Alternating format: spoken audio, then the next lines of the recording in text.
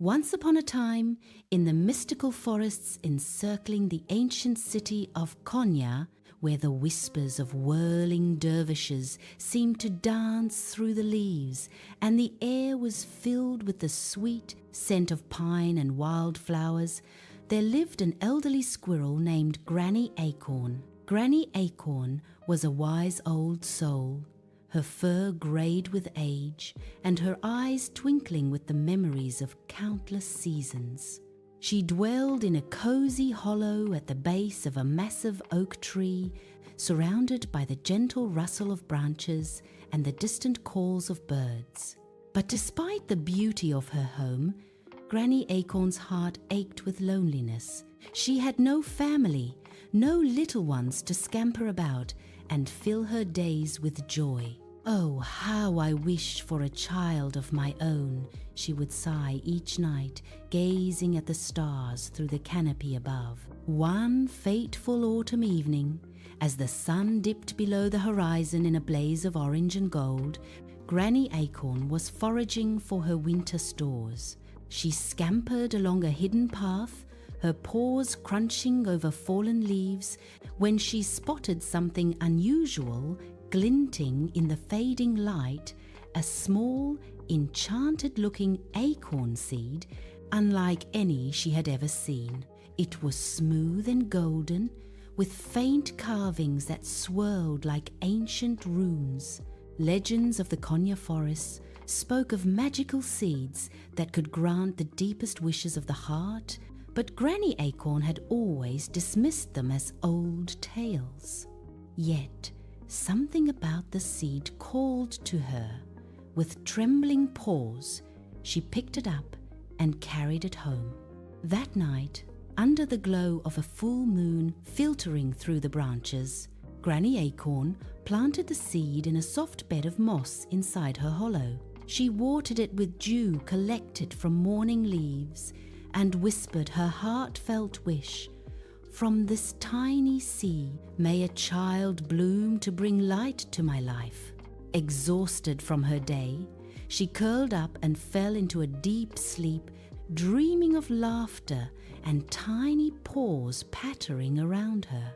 The next morning, as the first rays of sunlight pierced the hollow, Granny Acorn awoke to a miraculous sight. The seed had sprouted overnight, unfurling into a delicate flower with petals as soft as silk. And nestled in the center of the bloom was a tiny squirrel no bigger than a thumb. His fur was a soft chestnut brown, his eyes wide and curious, and his minuscule tail twitched with an innate bounciness. Granny Acorn gasped in delight, her heart overflowing with joy. "My little one, I'll call you Bouncy, for you bounce with the spirit of life itself," she exclaimed, gently lifting him into her paws. Bouncy grew up in the warmth of Granny Acorn's love, though his tiny size made the world a vast and wondrous place.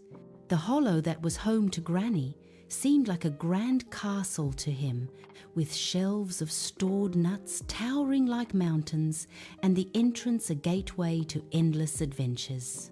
Granny fashioned him a bed from a walnut shell, lined with feathers, and clothes from bits of leaf and thread. She taught him the ways of the forest, how to identify safe berries, the songs of the birds, and the secrets of the wind. Bouncy, despite his size, was full of energy. He would bounce around the hollow, practicing leaps from one nut to another, his laughter like tiny bells echoing in the air. But the forest was not always kind to one so small. Granny warned him never to venture out alone, for dangers lurked in every shadow. Predatory owls, sly foxes, and even the smallest insects could pose a threat. Bouncy longed to explore, but he obeyed, content with Granny's stories of the wide world beyond. Seasons passed, and Bouncy grew in spirit, if not in size, his curiosity blooming like the flowers in spring.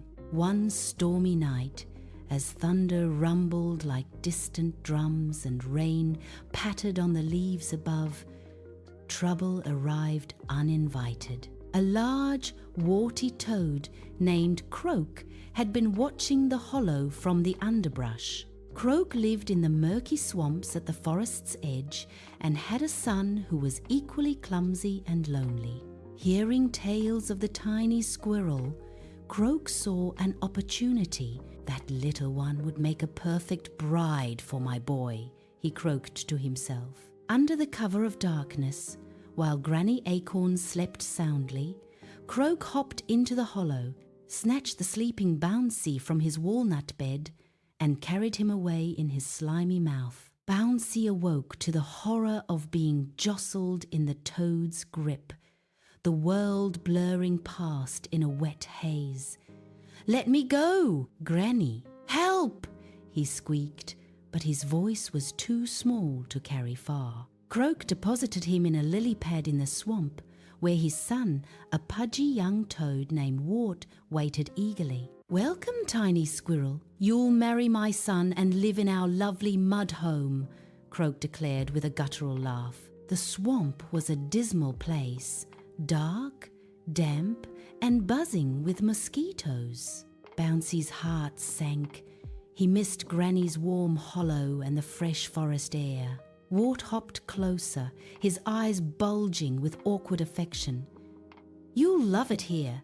We can hop in the mud all day." But Bouncy was clever.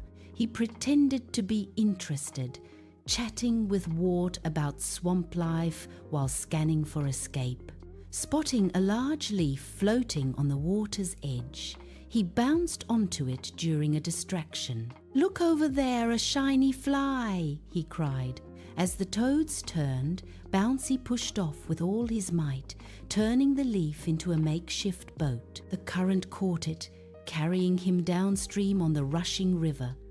"Goodbye, swamp life!" he called, his tiny heart pounding with fear and exhilaration. The river twisted through the forest, carrying Bouncy far from the swamp. Exhausted and soaked, he washed ashore in a sun-dappled meadow buzzing with life. There, he encountered a bustling colony of beetles. Their king, a shiny black beetle named Buzz, spotted the tiny squirrel and was enchanted by his spirit.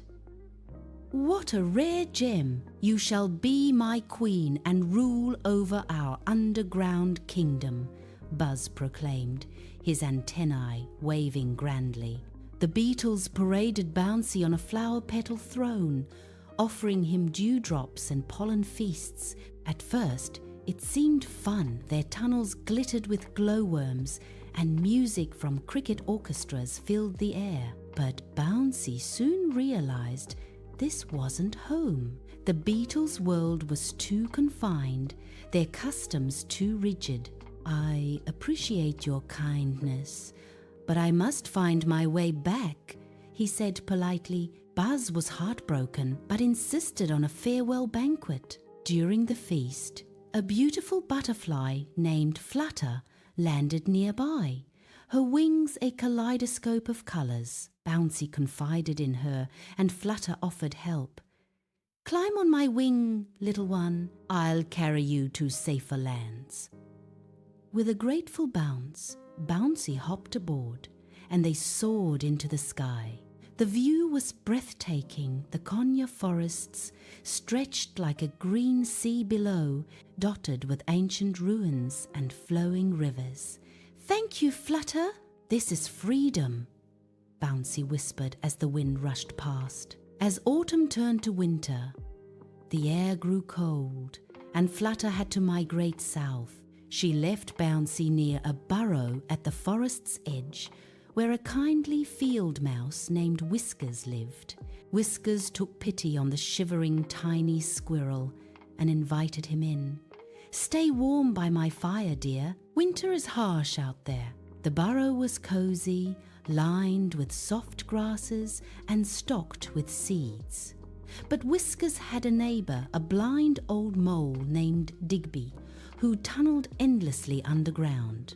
Whiskers, ever the matchmaker, schemed, You should marry Digby. He's wealthy in roots and earth, and you'd never want for darkness." Digby, with his velvety fur and gentle demeanour, proposed in his gravelly voice, "Live with me in the deep tunnels, where the sun never blinds and the world is safe." Bouncy was horrified. The thought of eternal darkness terrified him. "I need light and air. I can't," he protested. Whiskers grew insistent. "Marry him or out you go into the snow." Desperate, Bouncy explored the burrow and discovered a wounded swallow trapped in a corner, his wing broken from a storm.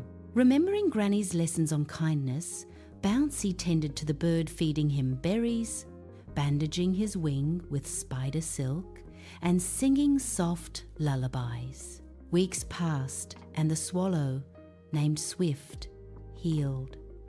"You've saved me, little friend. In spring I'll repay you," Swift promised. When the first buds of spring bloomed and the snow melted into sparkling streams, Swift stretched his wings. "Climb on my back, Bouncy. I'll take you to a place where wonders await." Bouncy bid farewell to Whiskers, who regretted her pushiness, and soared away on Swift's feathers. They flew over meadows alive with flowers, rivers teeming with fish, and hills rolling like waves. As they glided, Swift pointed out a hidden glade below a secret kingdom of tiny creatures, where flowers bloomed eternally and streams sang melodies. In the heart of the glade, among petals as large as houses, lived a community of thumb-sized squirrels, fairies of the forest. Their king was a handsome young prince named Spark, with fur as golden as the sun and eyes full of adventure. When Swift landed, the tiny squirrels gathered in awe. Prince Spark approached Bouncy, his tail flicking with instant affection. "Who is this brave traveller? Your spirit shines brighter than any star." Bouncy shared his tale of the magical seed, the escapes, and the kindnesses along the way. The prince was captivated. "You belong here with us. Will you be my queen and share this enchanted life?" Bouncy's heart swelled with joy. For the first time, he felt truly at home among those his size. As they celebrated, a magical glow enveloped him, granting him shimmering wings like a butterfly, symbols of his freedom. News reached Granny Acorn through forest whispers, and she journeyed to the glade, reuniting with her beloved Bouncy in tears of happiness. Together, they lived in harmony, with Bouncy ruling wisely, his adventures inspiring awe. And so, in the forests of Konya, Bouncy proved that no matter how small you are, a big heart and clever mind can lead you to your true destiny.